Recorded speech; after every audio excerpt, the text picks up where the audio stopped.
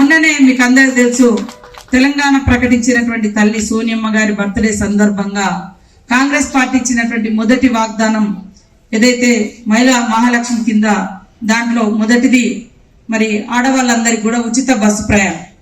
కొన్ని ఇబ్బందులు ఉండొచ్చు అక్కడక్కడ, కానీ కొన్ని ఇబ్బందులు నేను అసలే అడుగేయొద్దంటే కష్టం. దారెమ్మడి పోతుంటే ఇప్పుడు మనం తోపులాడుకుంటాం, అటు ఇటు కింద పడుతుంటాం. కొన్ని ఎందుకంటే బస్సెస్ లేవనో లేకుంటే అక్కడిక్కడ ఇబ్బంది అయినా కొన్ని ఉండొచ్చు.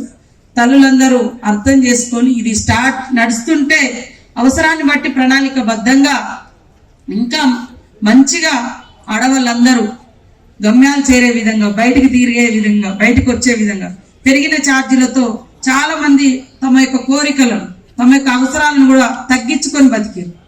కాబట్టి ఇప్పుడు ఎక్కడికైనా బిడ్డల దగ్గరికి, ఆ తల్లిగారింటికి లేకుంటే ఇంకో కాడికి కూడా వెళ్ళడానికి ఉచిత బస్సు ప్రయాణం నడుస్తుంది. అదేవిధంగా ఆటో డ్రైవర్ సోదరులు కూడా బాధపడాల్సిందేం లేదు.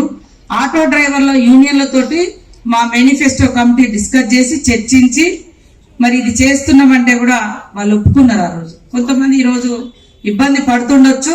మీకు ఇచ్చినటువంటి వాగ్దానం సంవత్సరానికి 12,000 డ్రైవర్లకు, ఆటో డ్రైవర్లకు అది కూడా ఇస్తాం. రోడ్ ట్యాక్స్ కానీ ఇతర ఇబ్బందులు కానీ లేకుండా చేయాలన్నారు, అవి కూడా చేస్తాం. ఆటో డ్రైవర్లు కూడా, ఎందుకంటే ప్రతి ఇంట్లో, మీ ఇంట్లో కూడా ఆడకూతుర్లు ఉంటారు, మహిళలు ఉంటారు, వాళ్ళు కూడా ఈ యొక్క ఉచిత బస్సు ప్రయాణాన్ని వాడుకుంటారు. కాబట్టి సహకరించాలి. మీ డిమాండ్స్ ఏమున్నా కూడా మేము తప్పకుండా సానుకూలంగా చేసి పరిష్కరిస్తామని తెలియజేస్తూ